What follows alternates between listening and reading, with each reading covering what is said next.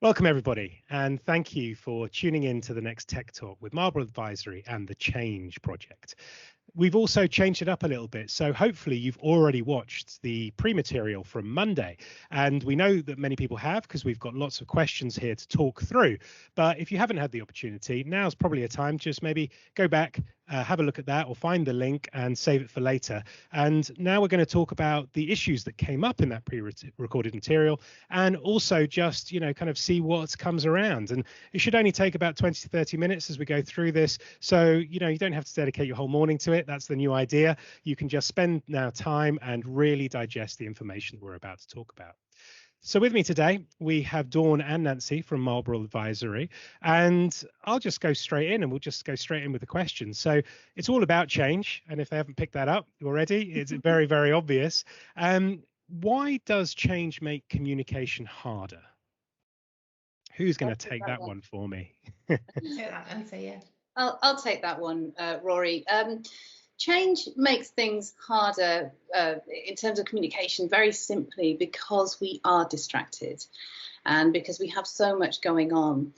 And when we have all of those things going on, it's harder for us to hear some of those communications, some of those things that are coming through. And we often only hear the things that we want to hear as well. So when we are communicating, when we've got very key messages to get across, we need to keep repeating ourselves so that we get those key messages through. And communicate in different ways as well. So not just verbal, we have to write things down, and then we have to do things in different formats like social media, maybe use some text, and when we can, face to face as well. Yeah, no, I'd agree. Like I said, we're here now, and I now prefer to just have a video meeting than just send an email now. I think maybe that's been a positive of the change. But how do we communicate through change then? So I guess for me, as we're going through that change, it's about making sure that we're really clear on the messages that we want to give and that we're using some trusted people within the organisation. Trust is a key thing when we're going through change, to trust that person that we're listening to. So actually, I think it's really important that you keep communicating, being really clear in terms of what that vision is, where we're taking people. Use the channels that you've already had established, because don't forget, if you start changing up the channels as well, that's another change that people need to think about. If the person that's communicating to you is trusted, you're more likely to listen to what they've got to say and not have to question everything that's being said as part of that, which again takes more time and effort. And it's ongoing review when we're going through change. It's a constant, because we're moving and we're being flexible. We'll have heard from some of the focus groups feedback that they gave us that actually they had to put things in place that were very different than before, and that adds another element of change. But actually it's an ongoing. So there's something that changed tomorrow, the first thing in the morning, might be different in the afternoon. So you need to make sure that the channels that you're using and how you're communicating can adapt and be flexible in terms of all of that. So I think for me, to recap, it's about a clear vision, trusting the people that are communicating that vision, regular, flexible, adaptable change channels. Yeah, and I think that segues very nicely into one of the questions that we did receive, which was, are these one-off sessions, or are they best completed over time to change habit? So I would, before you answer that one, I also say, where can people find this information first off, and then how often or how little, how much can you get away with, maybe is the theme of that question, or how long does it take? I think asking a professional change people to say just do it once, maybe you're always going to get the answer it's an ongoing process, because obviously it is. For us, we wanted to give some snippets, some kind of headlines of information so that people could access information. These are free tutorials that you can access on our website, and I think we're going to share that link at the end of this. Absolutely. But it's a doorway to a whole world of change information, and what we wanted to do was open up that conversation, and a conversation that we hope will continue to go on and evolve. So the way we see this perhaps working is for managers or team leaders to be using the tutorials with their teams to have a conversation, but then perhaps feed back to us and say, well, we'd like to know more about this element of change, or we're experiencing this, and we see the project as evolving, something that we can support others with. Which I think leads very nicely on to one of the questions that came through was, it'd be useful at work. Someone identifies that this would be really great at their work, but how might they convince a more skeptical senior manager that they need to invest the time into this? So I guess for me, the first thing I would say is this is a free tutorial. So, there's some of the limits that some organisations have is cost. They can't afford to pay for this type of training. So that's one of the things that when myself and Nancy and Sasha got together, we really wanted to just push some information out there, information that we thought was relevant, because there's a lot of information for people to absorb.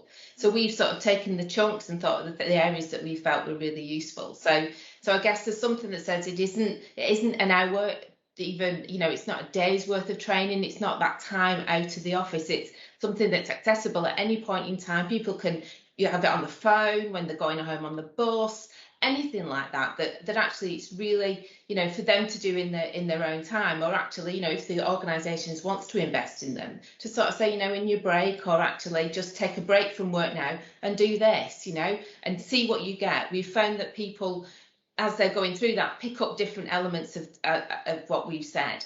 And that is learning, isn't it? For some people, the well-being or the trust or the team cohesion or whatever we're talking about can really resonate with them. And then other things, there's the sort of thing, I already know that. I already go for a walk. I'm already concerned about my own well-being. So that's already captured. But there's some things about, in this organisation, I could do this thing differently. So I think although we set that up, but actually there's much more. When we started, we were thinking about doing this in a very different way, of doing things like support groups and sort of face-to-face training sessions. But when we were asked, when we talked to the focus group, said actually people are much more on the sort of virtual, especially at the moment with the limitations. But that we want it in different languages. We need to consider those things. So we've worked on that and based on the focus group. But any feedback that we get from your audience would be really helpful for us to then know where we go to next. Because as Nancy said, for us, this is really the start. We're change professionals and want to help people to get through change, especially with the level and the speed of change we've got right now. Yeah, it was great to see those different language options as well, because I think, thankfully that's a growing change for the diversion inclusion that people are seeing, as well as well-being.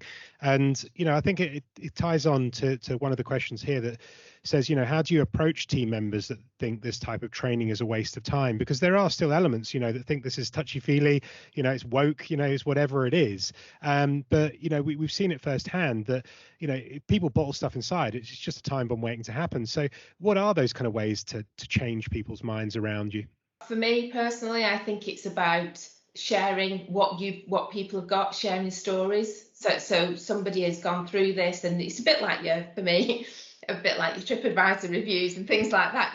People can go on and say, actually, I really like that, or I really like that place. So it's word of mouth. It's just about actually that. I found that really helpful, and it helped me to do my job better. If you talk about organisations, we know when people go through the change curve that there's a dip in productivity. So when you go through your end state and going into your new state, and we talk about this a bit in terms of the change, but there's much more that we can go to. But there's a dip in productivity when people are distracted in that transition. Lots of evidence to suggest that organisations, when you're distracted, you're not as focused on that whole work that you need to do and motivated to do that work. So there's real things from a commercial point of view and a financial point of view where you want to minimise the amount of time people are in that transition state. And therefore, that is what change management is all about. It's about talking to people and supporting them through the change so they can move through that transition quicker. Yeah, I mean, that whole mental well-being piece is huge. And like you're saying, you want someone off work for a significant amount of time when you could have done the work beforehand to make the environment a lot safer. And on that kind of note, somebody, here on the questions says that they know they need more resilience themselves, but they feel that they need more mentoring or talking about the issues maybe in a group. Are there opportunities to do that? In other words, does it have to be a singular journey with the individual? No, it really doesn't. And I think, as we've touched on before, the change project is really something that we see as evolving. And actually, when we first got together, when we first thought about what can we do, how can we use the knowledge that we have to share with the wider population here, we imagined that we would be holding groups where we would maybe talk about experiences and highlight key kind of tools and techniques. Now that evolved, we got some very clear feedback to say that actually the best way to target the audience was to provide short micro learning in terms of videos, but certainly creating something like a support group or a support network is something that the kind of ideas that we would love to hear about, because the change project is really something that we want to have input from others about, and it's for the community, so we want to hear from the community about that. And I suppose if somebody wanted some really personalized, specific resilience coaching, then that's a separate issue, and certainly do get in touch with us independently if that's appropriate.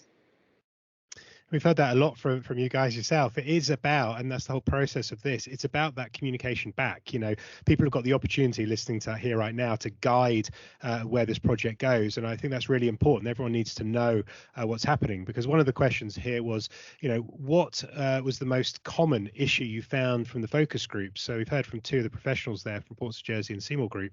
You know, what have you found has been the thing that's affected people the most? I think with the focus group, the actual themes that we came up with came from the focus group. So they're the real issues that we heard back from. And so we wanted to build something around that. But particularly, it's the amount of change that people have dealt with and the speed at which it's coming. And, you know, different industries are going to be experiencing different things, but it's just the sheer volume. This is an ongoing thing. I think, you know, so we talked about the pandemic and the changes that people have had to make really quickly. But actually, we know that change is a never evolving thing. Now, whether it would be at the speed that we've currently had it over the last sort of 12 to 18 months, and the emotional journey that people have gone as part of some of that change, I do think, you know, this change will continue. And if we can make people more resilient to what change is and how they can manage people through that, I think certainly from myself and Nancy's point of view, we've sort of been in change for a number of years, and we know that we can manage it. You know, it's still difficult. Change is still difficult. We are creatures of habit, but it's difficult. But we also know that when we get to that point, that's when we'll start to feel better. And that's when we talk about, you know, training your brain to adapt to change in a quicker and safer way for you as an individual. And that is very much, you know, you'll hear us talk about this quite a bit, but it's all about individuals. There's no one size that fits all. What we would not advocate in any way, shape or form, and I certainly wouldn't, is that people go through, you know, do all our tutorials and think that it's going to be the same for everybody. And they will take the same things from them. It's all about individuals, and that's why communication and talking to people and your teams is really important, because you get a real sense of where they are on their change. And when you've got a high speed of change, and we're asking people, you know, Maria talked about firefighters from the airport, you know, driving ambulances. Now, in some ways, people would say, well, it's just driving, but it's very different, and they've got different remits, and you're putting them in a very different situation. And for them to just put their hand up and go, that's okay, I'm going to do that now, that's brilliant, and that's where we want people to be. But there will be people that will resist change.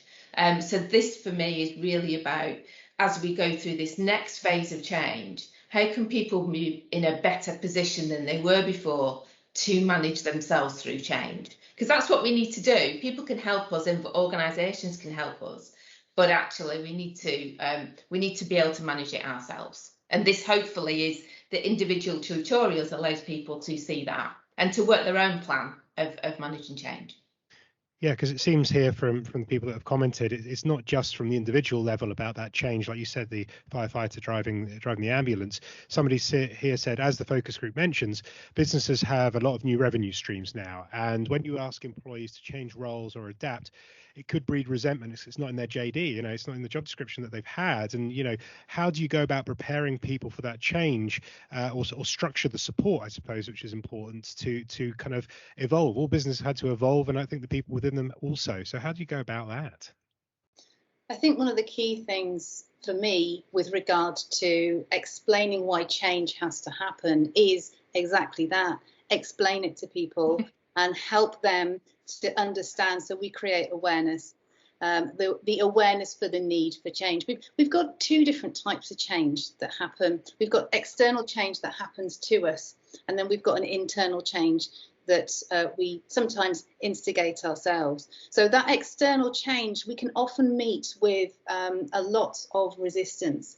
And so we need to get through that resistance by telling people why and helping them to visualize what the future could look like in a really positive way.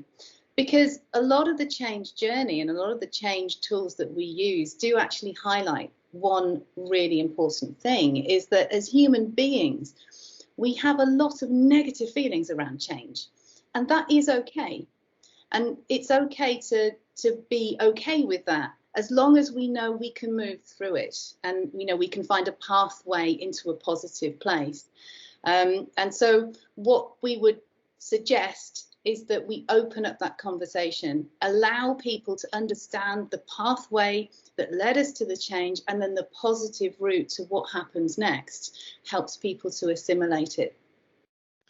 Yeah, and I guess I would just add to that, you know, there's the point where we say, you know, what's in it for me? So people need to understand what's in it for me as part of this change. So there's two things for me as we go through that in terms of creating the awareness. There's the why would I want to change? So it is about selling the vision, the future. The ideal position is that people are involved and collaborate and innovate as part of that change. So as an organisation, if you have got challenges that your business is facing because of change, then include your teams in creating that new place. You know, more brains for me in terms of change is better, because some of us have never been through that process. But actually, if you can, you know, this is the challenges that we face as an organisation. Getting your team together, collaborate, they will build that story for themselves. And therefore, where we talk about team cohesion, they're really clear on what that vision is because they've been part of that. And therefore, they can sell it to other people in the organisation as to why that is. And that common language that says, it's OK, we're going to go into this place and it will be a better place ultimately. But also acknowledge that people will resist some of that change. And that can be some of the things about, you know, that's not in my job description. But actually, it's about going, but what about this? There's an alternative, there's a better option, and selling that into individuals. Yeah, and I think you've mentioned that before. It's that trust and that honesty within the organisation. Because anecdotally, I was quite surprised when some flowers turned up, and it was the taxi drivers actually bringing it. And I didn't realise that a lot of the taxi drivers had turned to delivery during COVID as another sort of revenue. And like you said, you just have to open up and tell people how it is, I think sometimes. So. You know, we've got the concept here that you've got all these tutorials and everything that we've talked about. For someone starting out, which one has been the most well received, or which one I won't say which is the easiest, because we're changing habits and we're changing those kind of things. But where's a good starting point? Where have most people turned to? Oh, sorry, John. So we might go to different places, eh? Because we're individuals. But I would look at uncertainty, dealing with uncertainty. Because that's your sort of how do you acknowledge that that's going to be a place that you will be, and that these are the next steps that you can take early on. But Nancy, over to you. We actually thought long and hard about the order in which we put them on the website. So if somebody wants kind of like a how-to list of the order, then just go through, start at the top and work through to the bottom. But as Dawn says, everybody's different. So if there's one that particularly resonates, then go for that one first. They're designed to be interchangeable. Yeah, and I think that's it. You know, they're independent in their own right. So you don't. It's not a series that you need to step through each one to move through. But and actually, we certainly found that there were some common themes in all of them as we've gone through. So well-being and how you cope with change is one of them. Communication is another. So there's some common things that you will go, okay, well, they said that in a previous tutorial, but actually it's because it's you know, we're looking at it in each of those different component parts. So as I said, there's some common things that people will see, but for different reasons in terms of trying to deal with a different challenge. Yeah, so yeah, you kind of hinted on it there, and you've talked about the well-being. You're saying, what do we mean by self-care? You know, what does it mean to look after yourself in that respect? I think it's different for everybody, and we talk a lot about self-care at the moment, don't we? It's really, again, one of the things that comes through is about identifying how things make you feel, or just noticing how you react to certain situations. So giving yourself the time and the space to do what is right for you, that's the important thing. So for some of us, that's exercise. For others of us, that's just giving ourselves time to read a book or to spend time in whatever way is appropriate with the people that give us the most feel-good energy. But it's just taking that time to analyse what's right for the individual. But also, it does also mean kind of eating well and making sure that the body and mind is kind of doing what it needs to be doing as well. So it's kind of the obvious stuff, but also very personal as well. Yeah, I'm very much more an exercise orientated person myself, but that's it, isn't it? It's about well-being, and you know, it's on everyone's tongue, but not everyone understands what it is. And as you say, it's because it's so different for everybody. So yeah, it's great to see that there's so many different options that people can go through. One of the ideas that we've talked about there is, you know, will we see the same speed of change over the next 12 months, and how people deal with it? Because, you know, no one's ever said to me they don't work hard, but you know, over the course of the last 6 months, particularly, I would say the kind of on everyone's tongue is, I just can't find time in the diary. I just don't know when I'm going to do this. It just seems to have escalated so much recently for a lot of people across a lot of different areas. So, you know, are we looking to see this change continually? Because I think some people are feeling burnt out. So I guess for me is that we've been dealing in crisis mode, haven't we, over the last 18 months. So you would hope that the actual speed and how that change has been brought about, we would reduce, you know, but actually change for me is a constant. And therefore, you know, people being able to deal with that change, whether that can be much more organised in organisations. One of our topics is around change fatigue.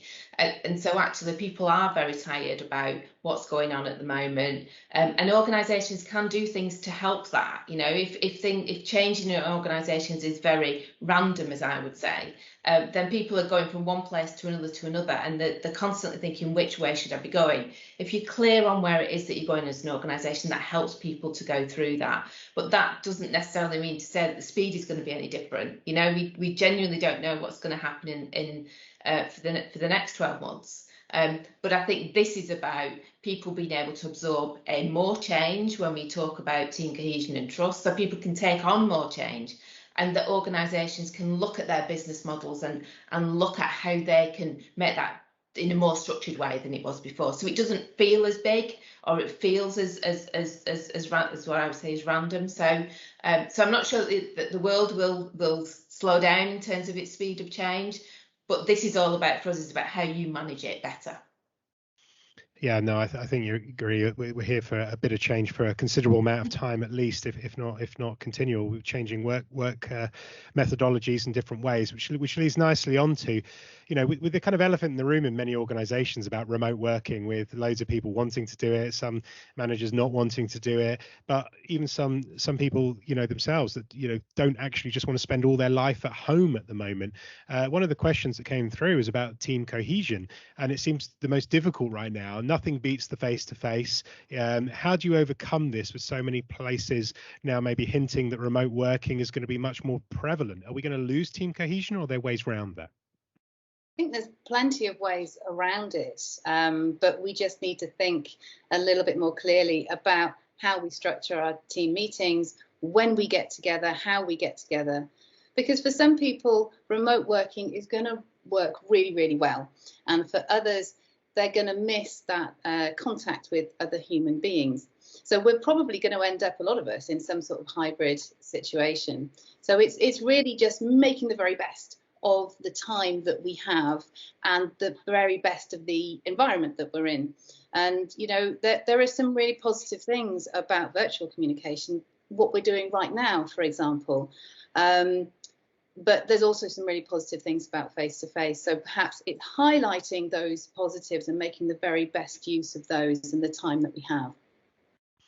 Yeah, exactly. I mean, there's been a lot of jealousy online with people, you know, I think the greatest thing they did was those fake backgrounds in the back. I mean, I've tried the best to get my loft ready, you know, as best, but not everyone has those spaces. And like you said, it is important to identify that not everyone's in a place where they can do that.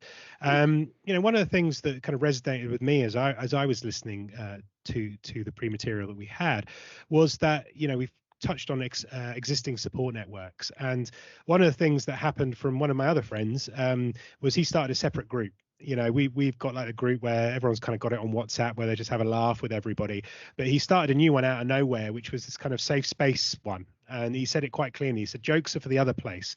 I just want you to share some positivity because I need it right now. And I'll be honest with you, coming from quite a blokey background, it's been changed. It's been the one I look forward to the most, actually, out of the groups, because everybody's there to say well done for doing that, and it's something I've not experienced before. So while someone talked about, you know, existing networks and you know, we can always contact you guys and that kind of stuff, how would you, you know, what are the best forms of communication? I know you're going to say it's different for everybody. I'm going to jump straight in there. I'm picking it up already now. You're getting me indoctrinated. But have you seen some kind of quick wins that works for the majority of people before about those networks? Yes, Rory, it is different for everybody, but there are some really positive things about different forms of communication. So when we're communicating and we're not face-to-face, it can be easier to express some of the things that we wouldn't be as comfortable saying to somebody else in the same room as us. So, you know, you mentioned your friend who set up a group to talk about positives. Would he have done that at a lunch break with all of his colleagues meeting in a meeting room? Probably not. But because you have that kind of removal, that separation, where you can kind of take your time and think about how you want to phrase something and put it out there and take your time to digest the reaction, then that can be a really, really positive thing. So, you know, there's no prescription for, you know, we'll do a WhatsApp for this or have a face-to-face meeting for that. But again, it goes back to think about what it is you want to get out of an interaction, and then just think about the options, because we have so many options for communication nowadays. Just think about what might work and what might not work as well.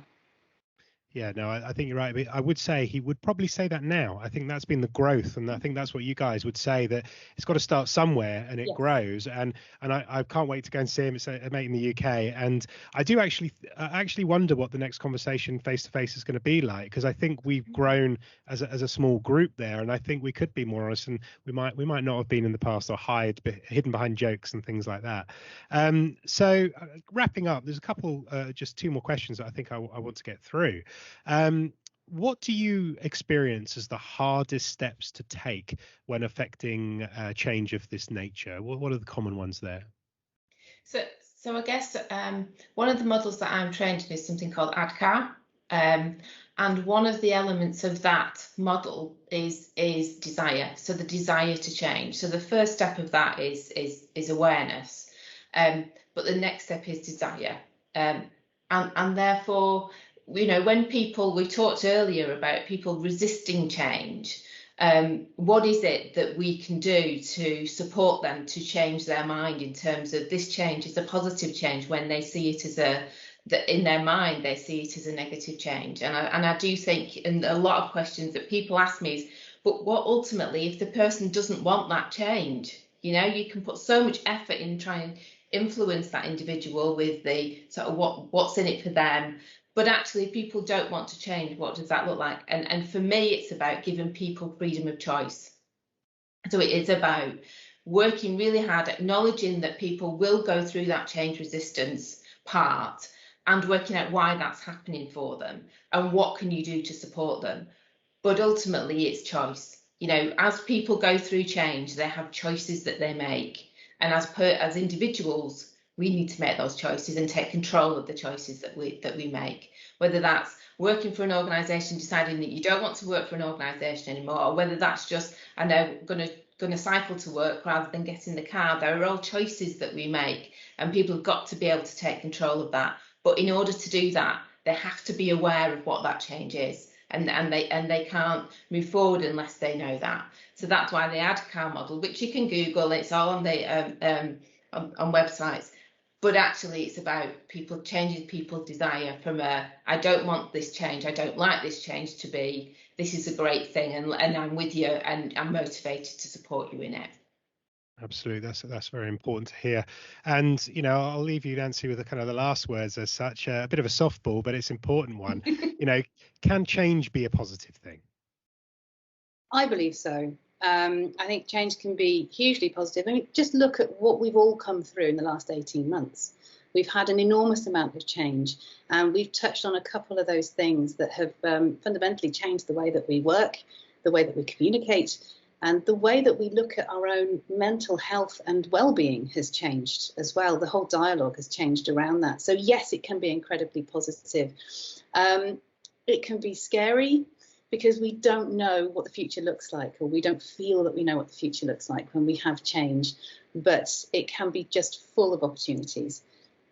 So yes, I would say incredibly positive. Well, thanks very much, you guys. It's been great. And like I said, we'll send more information after this, and you can go to that website, you can see all that stuff. But don't forget to offer, you know, your thoughts on this. This is kind of the whole point of this, is to get the input to Nancy, to Dawn and the team.